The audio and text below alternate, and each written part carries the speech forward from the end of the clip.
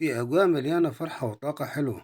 خطف الفنان أحمد العوادي الأنظار خلال سهرة مميزة جمعته مع شباب اليمن في ليلة كانت مليانة غناء وضحك وروح جميلة جدا. أحمد العوادي ظهر بشكل مختلف عن اللي متعودين عليه، واندمج مع الحضور في أجواء بسيطة وعفوية خلت كل الموجودين يتفاعلوا معه بشكل كبير. وخلال السهرة شارك أحمد العوادي في غناء مجموعة من الأغاني اللي لفت تفاعل كبير جدا مع الشباب، والكل كان بيردد معاه وسط أجواء مليانة حماس وسعادة، وكأنها حفلة خاصة فيها روح أخوية بين الكل. اللافت كمان إن أحمد العوادي كان بيتعامل بمنتهى البساطة وبيضحك وبيهزر مع الشباب، وده خلاه قريب جدا من قلوبهم وخلى السهرة تتحول لذكرى مميزة لكل اللي حضر. والسهرة دي أثبتت إن أحمد العوادي مش بس نجم على الشاشة، لكنه كمان شخص اجتماعي وبيعرف يصنع جو حلو في أي مكان يكون فيه. وده اللي خلى الفيديوهات والصور من الليلة دي تنتشر بسرعة على السوشيال ميديا وسط إشادة كبيرة من الجمهور بروح الحلوة والبسيطة.